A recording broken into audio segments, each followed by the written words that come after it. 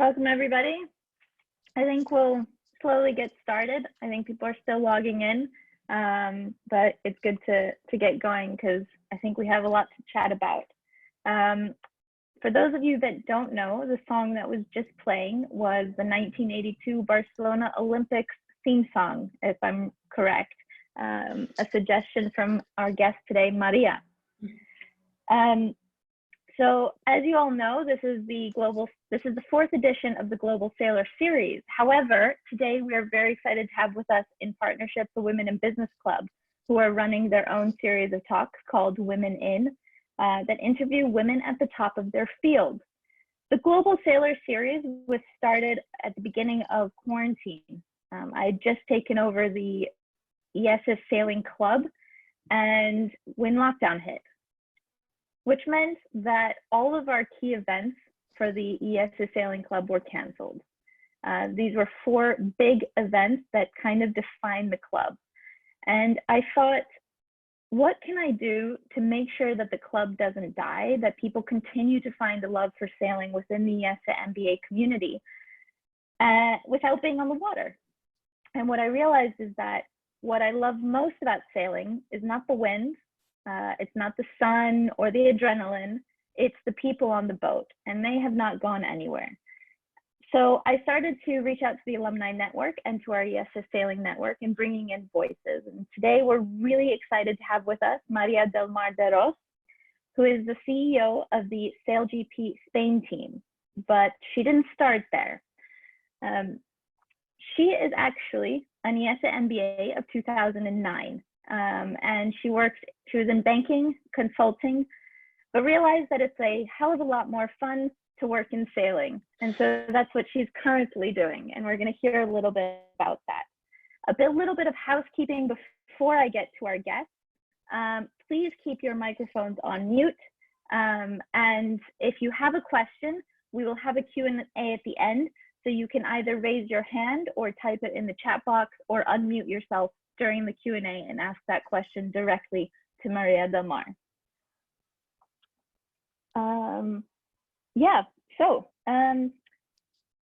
Maria, you were one of the founders of the Spanish Impulse team. Yeah, it's a youth sailing team, and they like to sail these boats. Just for those who do not know, can you tell us what makes these boats so special? Well, thank you, Athena, for the introduction and for inviting me to this series. When I did my MBA 11 years ago already, we didn't have, well, those great ideas. So I think it's fantastic. Congratulations. So yes, I started the Spanish Impulse. It was just a hobby because I love sailing, but I didn't do it in a professional manner. Now it has become my profession because I ask IESA for a leave of absence, at least this year. And yeah, we created the Spanish Impulse, which is, as the slide says, a boost for the youth, for the industry, and for Spain. So everything started when Jordi Chamar, that is one skipper that he went to Rio de Janeiro, he asked me that he wanted to fly in these boats. What is special from these boats is that they fly. They can actually reach around 80 to 90 or even 100 kilometers per hour. So around the record is 50 knots, so they're really special. So it's like the Formula 1 of the sailing. So those are the boats. And he wanted to be there. They were only 22 at that moment.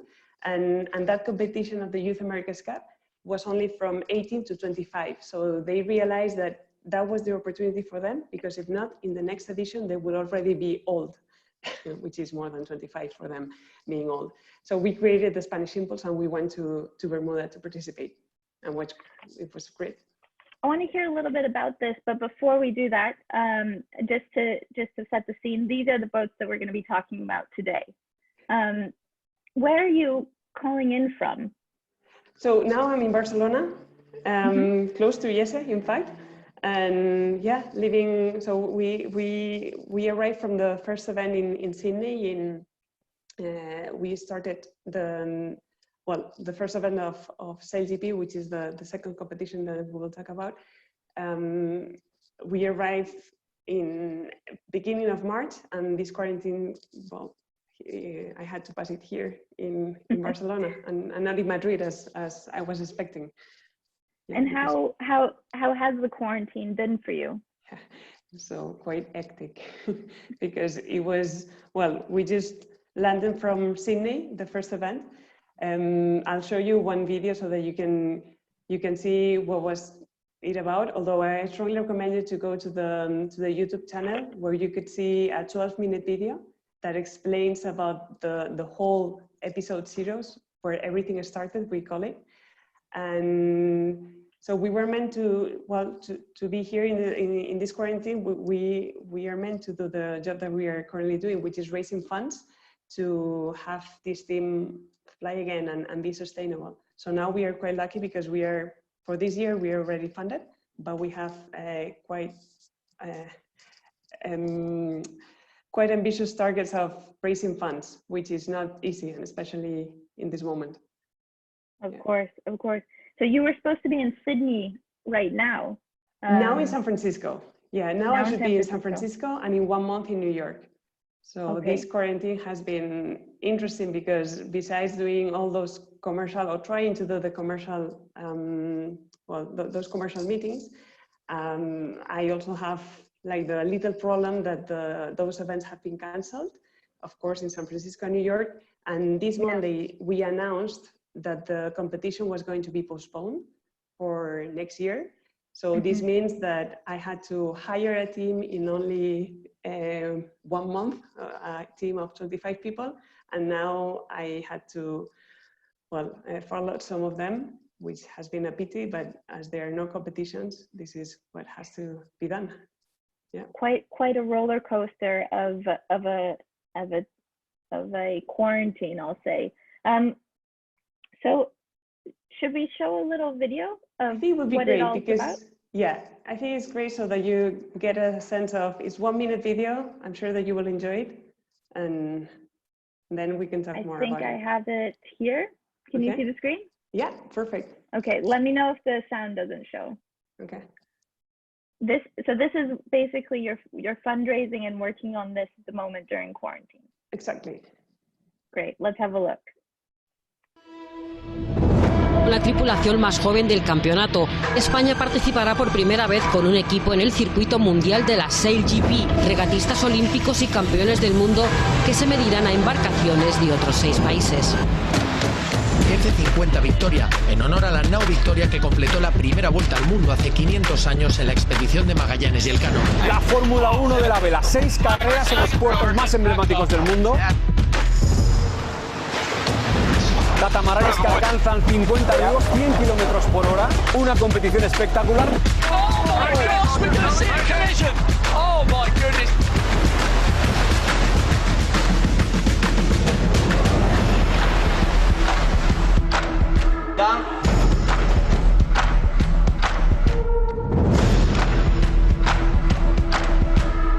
SailGP, la competición de vela más rápida del mundo. una competición espectacular. La noticia es que por fin España tendrá barco en esta competición.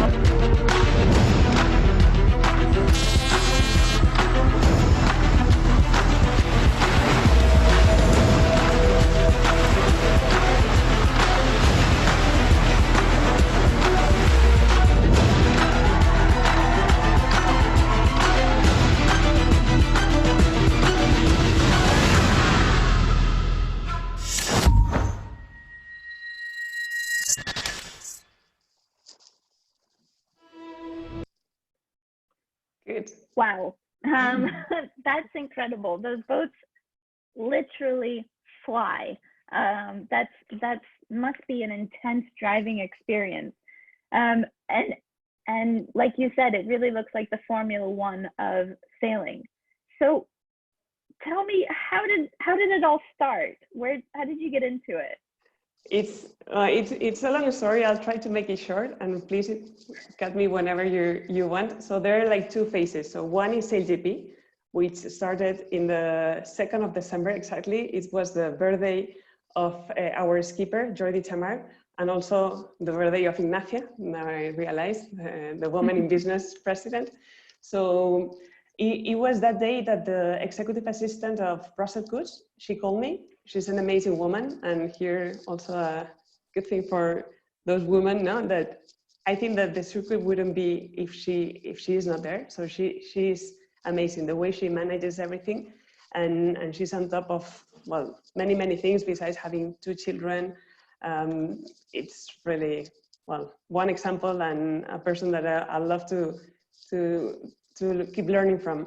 So she called me saying that Team China was going to exit the competition. So this competition started after the America's Cup. So the America's Cup, I don't know, well, if you're sailors, you would be familiar with the America's Cup, but the America's Cup is like the dream of every sailor now. And in Bermuda, the last America's Cup that was, Oracle was the challenger, no, the one who had won the America's Cup before. He lost it. And Oracle, you know, it's owned by Larry Ellison. That he's a passionate sailor as well. And he was so disappointed because he truly believed in the concept of having those boats. Those boats can race very close to the shore. So many people can actually enjoy them. Many times, I don't know if they fly, right? They don't have that large keel in the water. Exactly. Well, they have the foils, which is like those appendix, and you need at least 3 meters of calado. I don't know how you say that in English, but of depth. But you can be very close to the shore. And whenever, and you as sailors, whenever you say, yeah, I sail, they put you the cross of, okay, this is a rich person, super elitist, and yeah, we have like this thing, no? Which is not true. And even in our sailing team, we have people from everybody, from everywhere. So what happened was that Larry Ellison, he truly believed in this concept, and he said, okay, now that we don't have this sailing competition, because now it's in New Zealand, as some of you will know, it's in March next year, 2021, and they decided not to go with catamaran, so they decided to go again with the monohull, so with a boat of without like two pieces for the ones. And a keel, right? How deep are the keels of those monohulls? And the new one in New Zealand is going to be a bit weird because it's a flying monohull. So it's interesting, the concept, and if you manage to Google then New Zealand prototype, or you see the new boats of the America's Cup, the concept is very interesting. But they decided not to fly with those boats again. So he decided to buy all the different boats from the different competitors, and he built this circuit from one day to the other. It's amazing the way he does things. The team is really, well, it's really amazing. So he created this concept. They started the first event last year in 2019, and he funded personally 6 teams. And those teams were USA, of course, the UK, France, China, Team Japan, and Australia. So if you wanted to enter in this new circuit, you had to raise quite a lot of money. And we were working towards this goal for 2021, because in 2020, the full team of the Spanish Impulse, they were mainly, most of them, they were doing Olympic campaigns. So we have 10 sailors, 7 of them, they are doing this Olympic campaign, and 5 of them, they will for sure go to Tokyo. So given that it was going to be a complicated year, this year for us, it was very difficult to participate in SailGP, but we were working for 2021. However, she called me on December and she said, would you like to join and be fully funded by Larry Ellison, replacing Team China? And I say, well, it's December.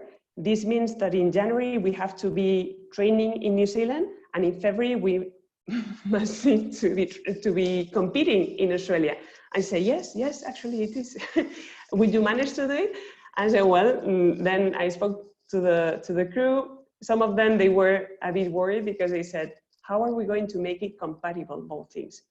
And here is something that the team has always, or it's in the heart of the team, to try to make compatible things. So if you really want something, you need to fight for it. And of course, you need to work more. So it's not easy to make compatible one Olympic campaign with SailGP, of course. But if both parties really believe that this is good for the sailor, I'm sure that you can find the solution. And this is more or less the role that I'm trying to do. So after talking to different people, and the sailors especially, because in the end it's their decision, they decided to, yes, to go. And we did. So that was mid-December. We presented, or we announced that Spain, because it's a competition that is nation against nation. So it's always nation against. So we created the Team Spain. We announced it before Christmas. And then at the end of this, well, of course, they went to New Zealand to train. And end of January, we already had the team presentation in Madrid with 150 people, journalists.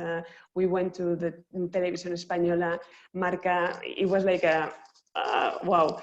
And then in mid-February, we were already competing.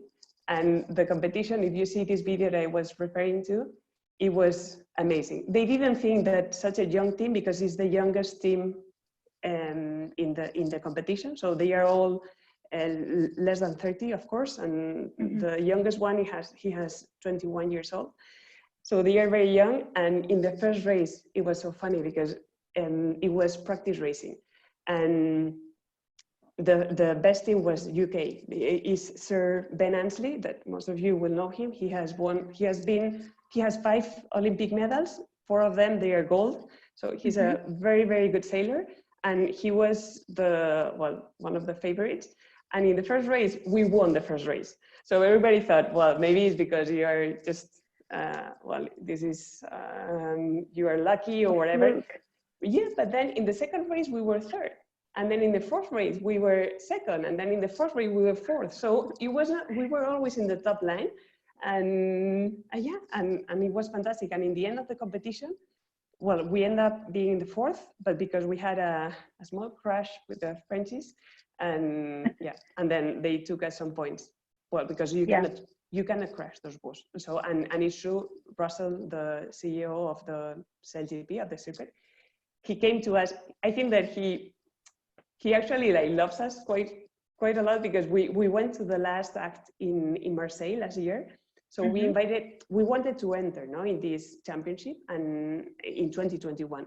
So we decided last year to go to Marseille to invite him for dinner. You had to convince him to allow you, right? Exactly. He doesn't just let any team that wants to. Yeah, because those are very dangerous boats. So there was one in a similar boat in San Francisco some years ago that he died because they capsized. They go with a life jacket, they have oxygen, they have a knife, they have so many things, and it's really, they reach very, very high speed. Imagine 100 kilometers per hour. It's a lot of speed for a boat, and the maneuvers when they tackle, it's so quick, and everything. At different speeds, it transitions from sailing in the water to flying. So there's that vertical change as well. Yeah, the thing is that they should always be flying, but they have to control. So there is one who is in charge of the flight control. So he's the flight controller in flight. That if you fly too much, I also encourage you to go to the website and see different videos. But last year in Australia, they flew too much, and then they crashed. So they nearly crashed. They didn't capsize. It was like a miracle. But the USA and UK last year, I think they did capsize. So the capsizes are not so dramatic because they are quite slow. But if the nose that you can do, we had one that we show in that long video, and it's really dangerous. Yeah, you have to be careful. Before you tell us the story about Marseille, taking a few steps back, you are a sailor, but you're not a professional. You were almost a professional sailor, but you're also an MBA. And as CEO of the SailGP team, you're not managing just a team of sailors, right? Your team is a little bit larger than that. Who's in your team, and how did you put them together? Yeah, that has been the challenge for me, because I was used to manage sailors, which they were. I coach them in their university careers and they're in their sailing careers, and that's it. But now the team is around 25 people. We have also a short team that they are in charge of having the boat ready. And there is. Should I go ahead and show the team? Yeah, sure. You can. That's great. Yeah. I think it's here. Go on. So you have a short team? So we have a short team. This is the sailor. So if you go back, you have the sailor. So I don't like this picture because I always tell them in Bermuda we were called the team of the smile. So it's a very easygoing team. They are super nice, very easygoing. They love chatting with the kids that they come, and well, because they are. I don't want to call them kids because everybody calls them the kids. I say, no, they are professional sailors or we want to become professional sailors, but it's true that they are very young and it's the youngest team in the circuit. But this picture, they told them that they should be like, okay, we are tough guys and we have to present like that. But if you see the one who is in front, so he's Florian Trittel, which is the co-skipper. This sailor, now he's going to do the Olympic campaign with the NACRA, which is also a catamaran, a flying catamaran, but a small one with a woman. And then if you go on the right, so you have, well, here you have 4 of them, they are Olympics. I don't know if you'll see my right or your left. So yeah, this is the sailing team. And we are missing Jordi Chamar here, which is the other co-skipper that he helped me, Jordi Chamar. So the picture that you show at the very beginning, that it was myself with Jordi and Flo, those are the ones that we went to Marseille with. So those ones, so Flo and Jordi. Those two, and Jordi already went to the Olympics in Rio, and he will go again now with the 470. And those have been like the pillars of the team. I think that I'm sure that without them, the team wouldn't be a team, no? Because there is always in a team, there's always ups and downs. And then this is the full team.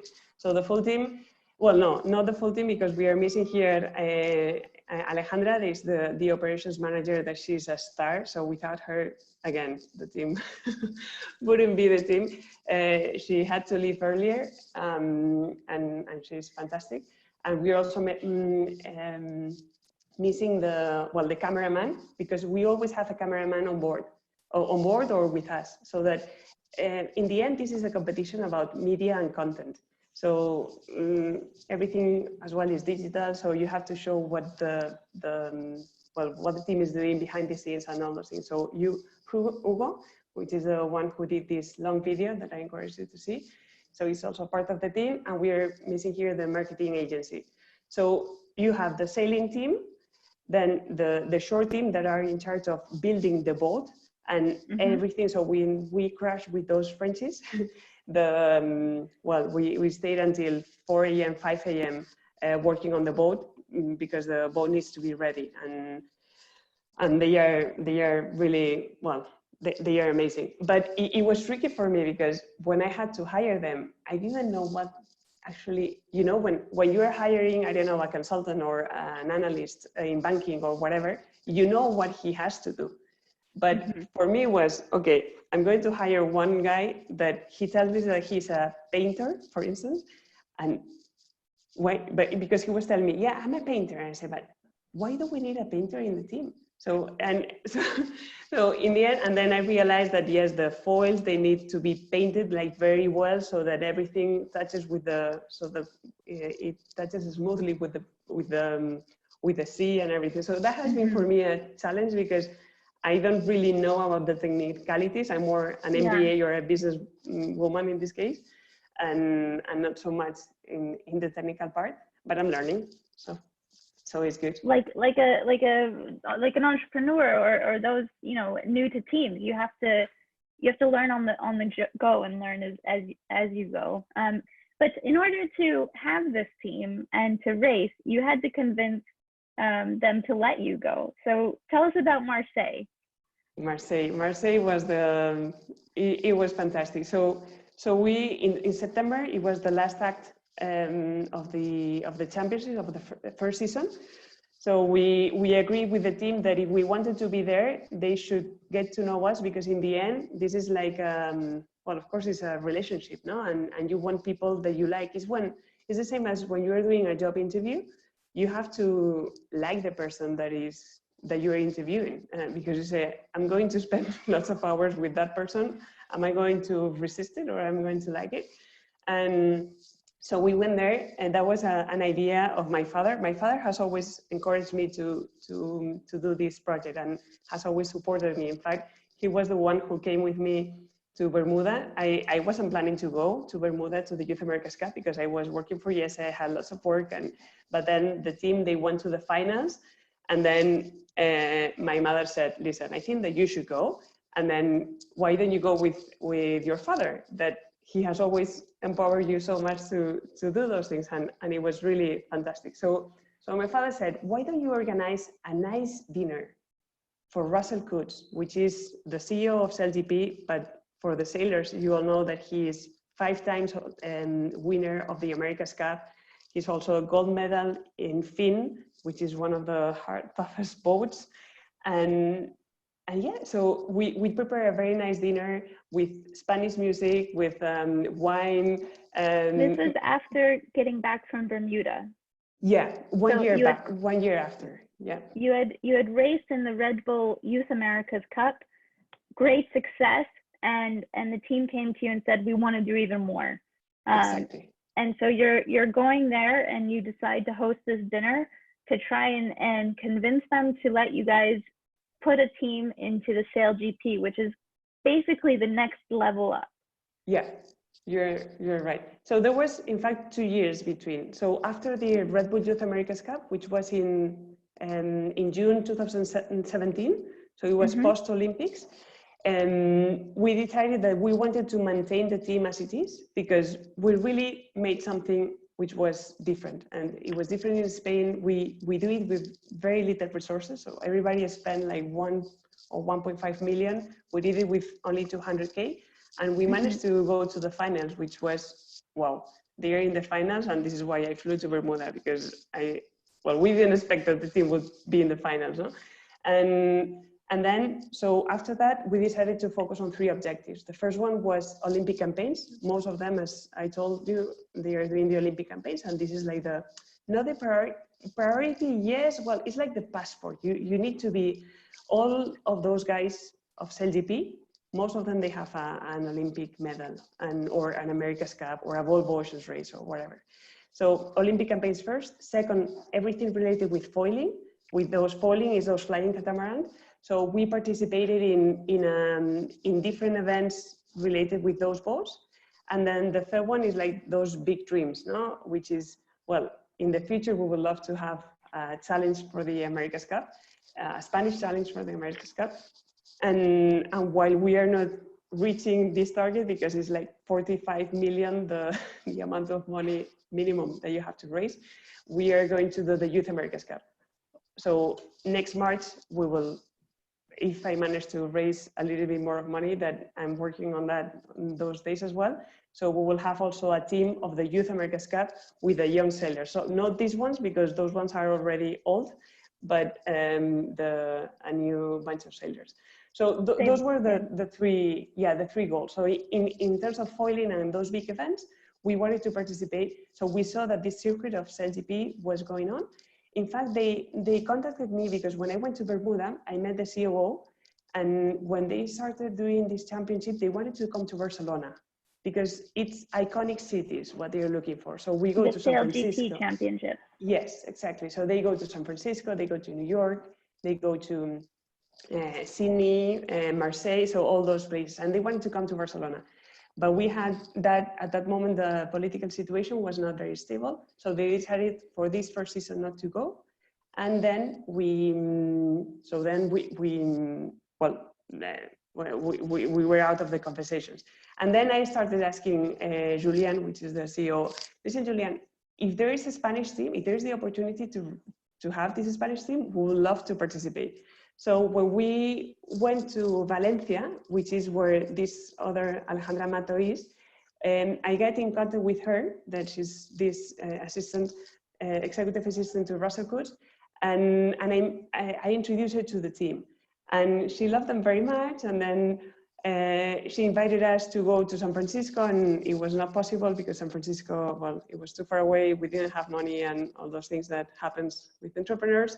But to Marseille, we did have the opportunity, so we took the car, we went to this event, and I remember when we were coming back, I just told them, listen, our only opportunity to be here is one of those teams they drop, because really it's a lot of money, the one that you need to raise. I had already been doing some business development and some conversations with the top companies in Spain, and it was not easy. It's much easier to show up products. So now, well, with the COVID, everything is going to be a bit different and also a challenge, but it's easier to show them now that we have a product that it's really good and people, they love the Spanish The product team. is the team, right? The product is a team, yeah.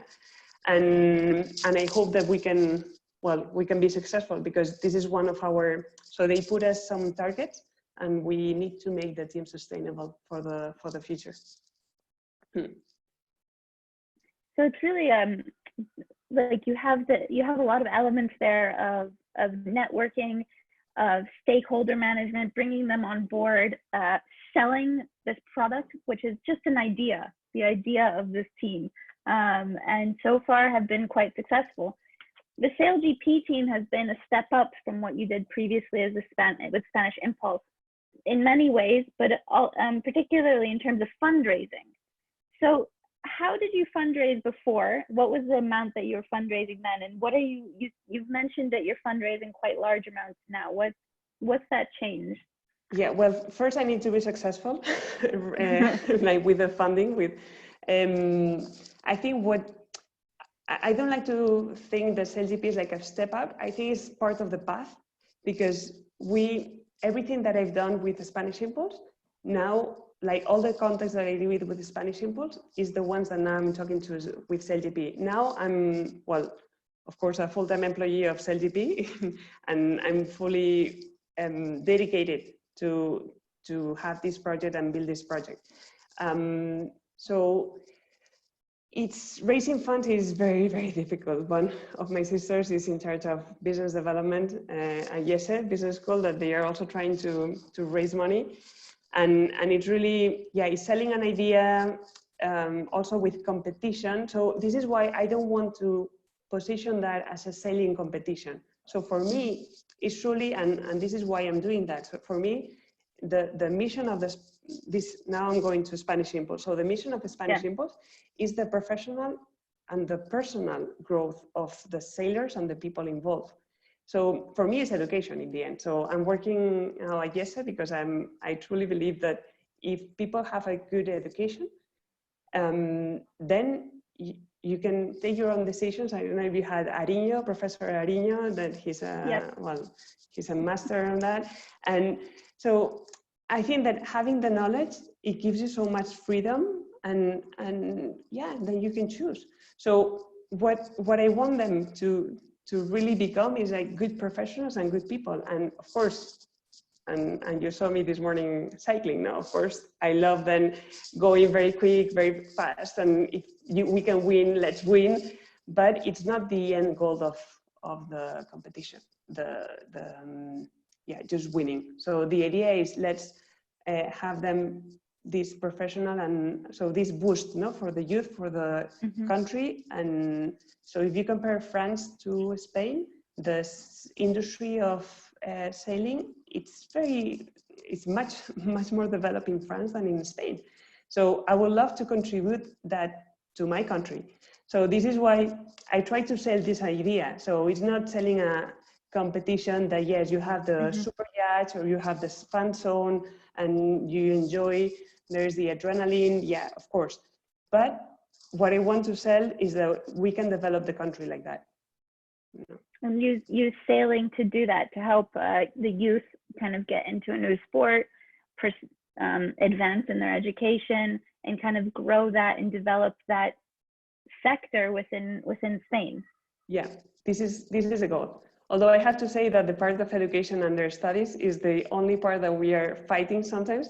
So the only fight that I've had with Jordi, which is he's great, super supportive and everything, but is with his study, because it's true that an Olympic campaign is also very intense and making compatible with other things.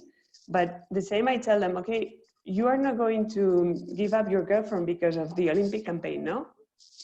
Then don't give up on your studies as well. So, and now that they have this objective of SailGP, SailGP also, they want to push them a little bit to only do SailGP because it's professional sailing. Of course, you wouldn't, if you are in banking, you would never say, yeah, I want to be in banking, but not working long hours. You say, come on, this is, or I want to be in consulting, but not traveling. That's not going to happen. So, of course, LGP, they want, listen, you have to be focused, and they might ask them to choose. But if we can make both things compatible, I would always, of course, and here there is you need to see if it's compatible or not. This is a first point. So you don't, because first is the health. And as Peñalba, I don't know if you had Peñalba, but he told us the first day of accounting. So he said, listen, you need to eat, you need to sleep, because if not, eventually you die. No, eventually you die. This is the sentence, no? Eventually you die. So first is health, and you have to know where are your limits. If not, well, yeah. So your MBA classes have helped you kind of manage those trade-offs and focus on what's important. I really feel that now I'm using my MBA much more than when I was in McKinsey or before. Yeah, because as an entrepreneur, and the good thing of this little team is that you have the whole vision of marketing, operations, logistics, everything. So yeah, yesterday you didn't have him because it's José Antonio Segarra, which was one of my mentors, that he passed away 1 year ago. And so yesterday was 1 year ago. He was an amazing professor, and he always said, María del Mar, luces cortas, luces largas, no? Like short lights, like when you go in a car, no, the short lights, I don't know how you call them in English, and the long lights, no, like short-term vision and then long-term vision, and always caring for people. No?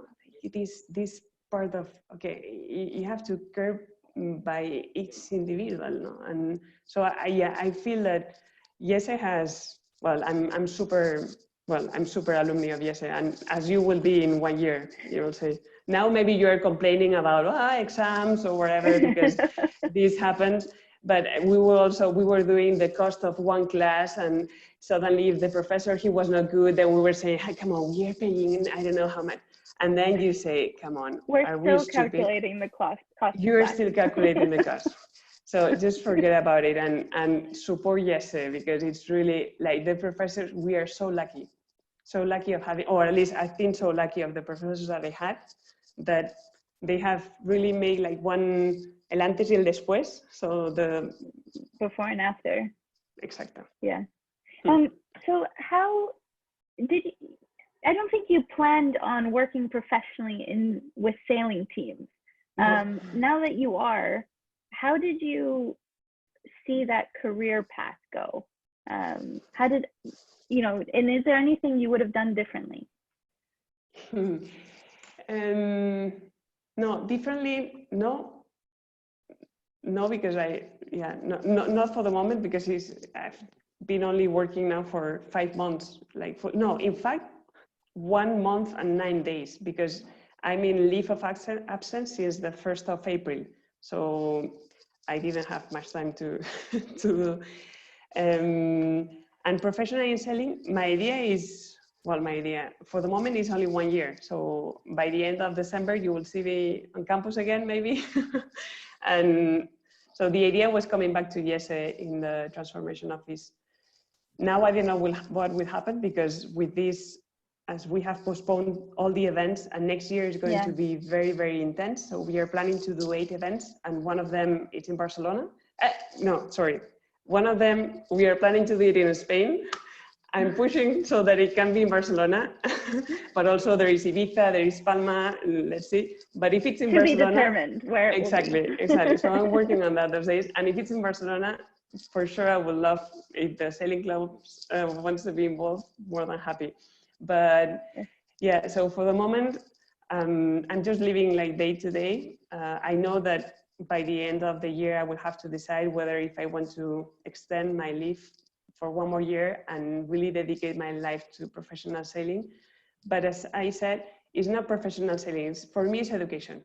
So for me, it's seriously like trying to forge the careers that they have in the personal and the professional way.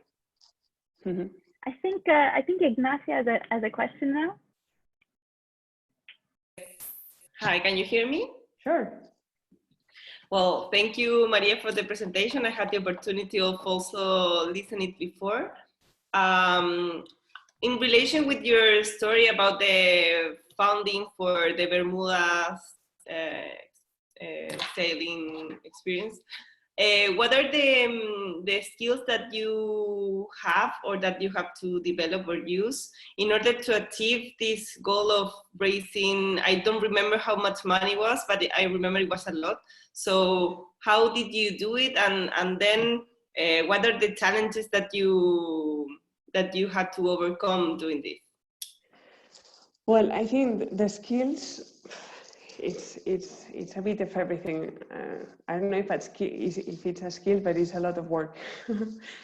For the Bermuda event, I did work a lot because I was at that moment working for IESE, so during the weekends, there were long weekends, and it's just, well, talking to lots of people, lots of friends at the very beginning, using the network. Do you know this one? Do you know this other person? How can they help us? And yeah, I think at the very beginning was just like working and perseverance, because you receive lots of no's, lots of them, lots. I always say that we have a box of no's, and so we have to fill it. So every no is one no less. So we are reaching the target. Sometimes I feel that this box keeps increasing, but yeah, it's looking for funds. It's not an easy job. But well, when you receive the yes, it's fantastic. And for Bermuda, as I said, we were planning, the target was raising $500,000. We just managed to raise 200. So we did a crowdfunding platform. We asked sailors to pay part of the traveling, that in fact, it was also their dream to do it. So I don't know. Yeah, you develop what you need, because at that moment you're alone. So in Bermuda, it was with Jordi, of course, but it was the team. It was just us. Now with the event now with the team and the trust that Larry Ellison has put on us and Russell Coates, it's very different. So I have a team. I have a commercial CMO, a chief marketing officer, and COO. That if we have. So yesterday, I received a new lead of a person that I asked Nacho, could you please make me a presentation? And then he does the presentation, which is fantastic. I will never thank him so much because he's just like doing all this work, but he's just trying to have like the storytelling and then present it in a nice way.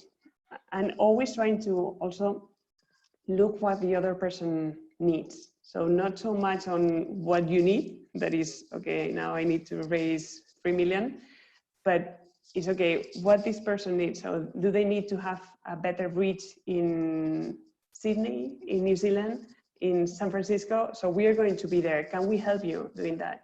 And I think that more or less, well, hopefully we will achieve it. If not, they will fire me. No, that won't happen. And in relation with the challenges now, what do you see, not for the Impulse team, but for the SailGP that you are working on now? What do you see are the challenges that for the next year, just professional, but also as with working with the team? So one challenge will be the Olympic Games, that they have also been postponed.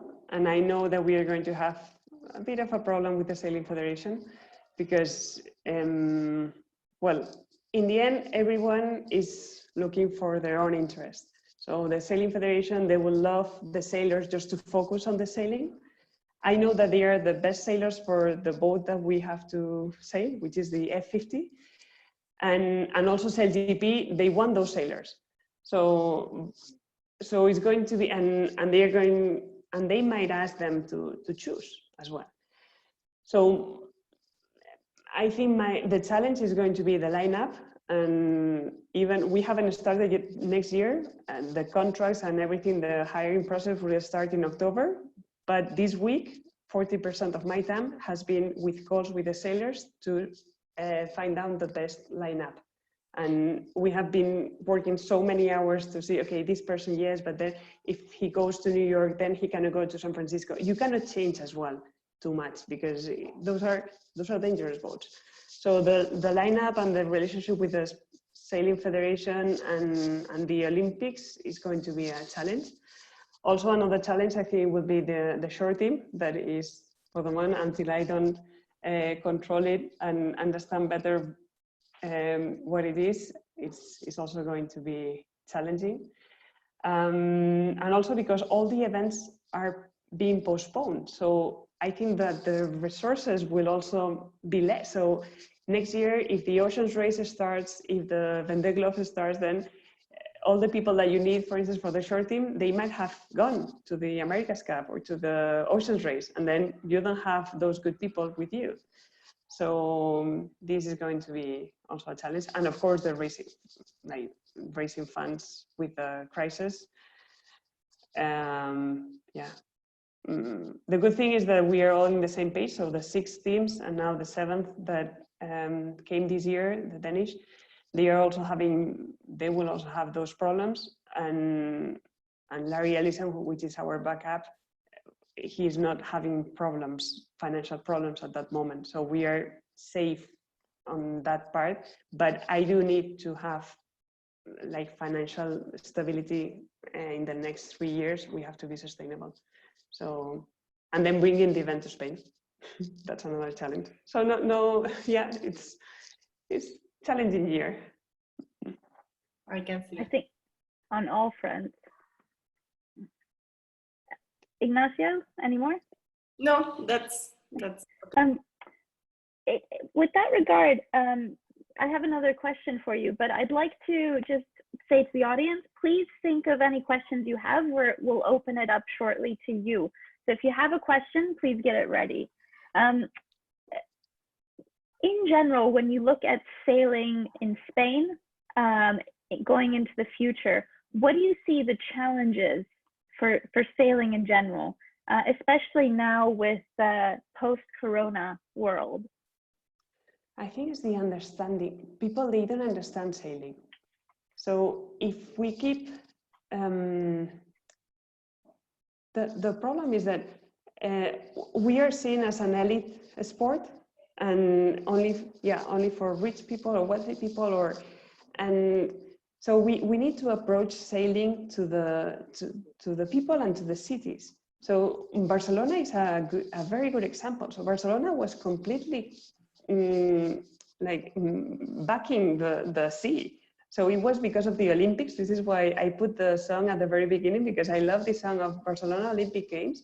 So the full city changed. And now I try to go on Fridays to sailing after yesterday. So I take the car at 4:30, at 5:30 I'm there, I sail for 2 hours, and then that's it. And it's fantastic. So I think that there is lots of business opportunities as well if we manage to open those cities to the sea, no? But if we don't explain sailing, we don't explain how it works, and so everybody is a bit scared or is afraid, or even when you see a sailing competition, people, they don't understand why they go this way and this go. If the buoy is here, why they don't go straight? And I say, well, the wind is here, so they're gonna go straight because they would. Mm-hmm. So we need, and there is a very important project that I think this is why I truly believe in the project of SailGP, because they are doing that with a business mindset. They want to, now the project they have with broadcasting and all in the boat, now they have 1,400 data points and I don't know how many cameras, but they are going to change all the cameras so that they don't need, so that the image is much better, that you can have those images in TV much better, and you can really enter into the boat and enjoy the experience, even if you are just on your sofa. So I think that if we manage to make this, making things easier, then people will enjoy it more, who will have more funds, and then they will invest more in boats and everything, and then, yeah, the industry will boost. So how would you recommend that people start with sailing? If someone's like, okay, this sounds interesting, what should they do? Well, what should they do? They just call me and I'll give them any content, whatever. Yeah, no, but it's easy. You just go in Barcelona. You go to Porto Olympic. There they do classes. So I see here there is Tati Fontana. That she was MBA last 2 years ago. No, last year. No, I cannot remember. But she's going to do the PhD at IESE. So she went to Porto Olympic. She signed up for some sessions, and now she's quite an expert, as she says, in the laser. So this is a good start. And with dinghies, it's very easy. So my sister as well. They went to Masnou. They did some classes, and it's just so you need just to have the time to take the phone and just call and sign up for a course. And it's not so difficult, but sometimes we feel, the sea is so far away, and yeah, you just have to do it. And if you want to do it, you will do it. And then those are with the dinghies. With the other boats, the ones that you might be sailing with the sailing club, is the AJ50s or the first class. Yeah. This is, well, not well, it's a bit different because it's true that you need a license, at least the one person. But then again, it's very easy to go there, even if you don't know anything about sailing. Although I recommend you to do the dinghies, to do the laser first. Yeah. I have not sailed small boats. I started with the big yachts and then worked my way down to the J80s. But yeah, luckily the IESE Sailing Club offers lessons to MBAs and students. So yeah, getting into sailing, because like you say, it's for everyone, and there's a lot of exciting features there. Okay, so I'd like to go to our audience just to see who's in the crowd. Can I ask you all to turn on your videos? Let's have a look at who's here today.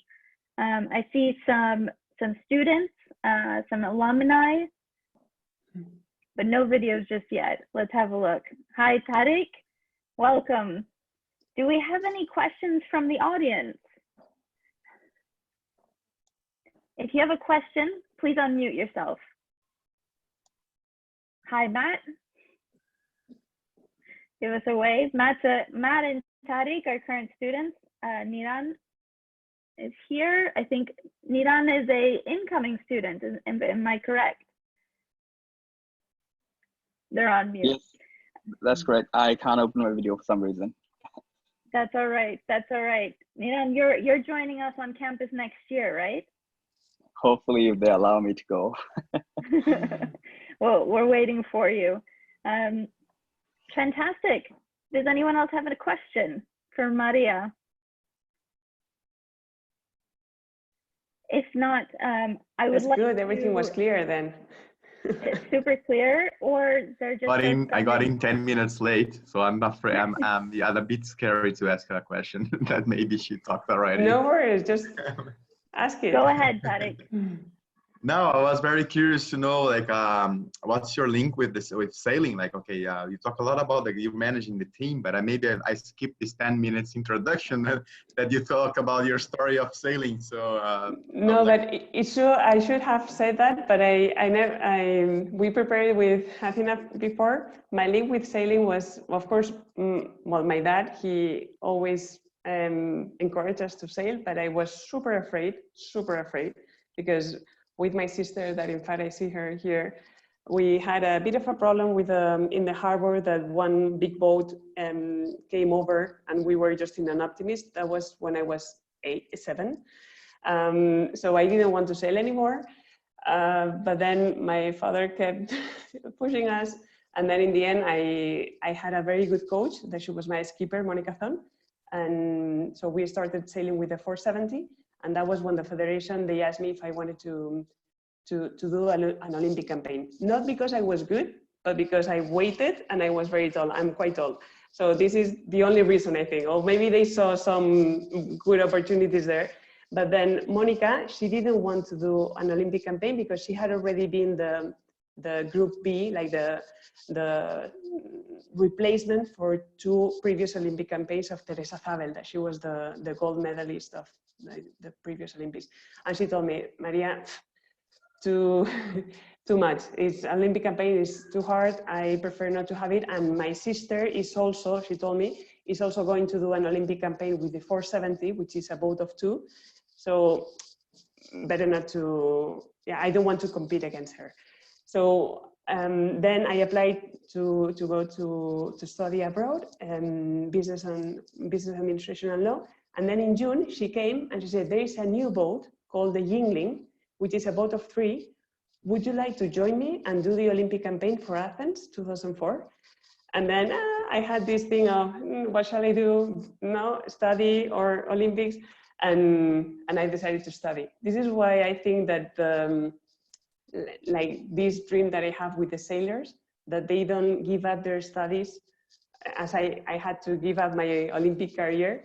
So I think everything started there, in fact. So she went to Athens to the 2004 Olympics, and then 2008 in Beijing. And yeah, maybe I could have gone there, or maybe not. Maybe I would have started, and then, so you never know. You just have to make the decisions that you think are the best at that moment, and then just go for them. And look, now I'm super lucky because I'm involved in Olympic sailing. So now I have those 5 Olympic careers with the sailors that I'm a little bit, it's true that it's not going there or being an Olympian yourself, but you have the sense of that. And SailGP and Bermuda, it has, well, it is amazing. You can see it in my face, I think. That I'm really enjoying that moment. I don't know how much it will last, but for the moment, it's, yeah. Hopefully we can bring the event to Barcelona. Come on, let's do a working group together or something, and it will be amazing. For sure, we're already on it. Tariq, thanks for the question. Anybody else have a question for Maria del Mar? Well, I have a question to wrap it all up. Will you come sail with us as soon as we can get on the water? If you show me the big boats, yes, I will.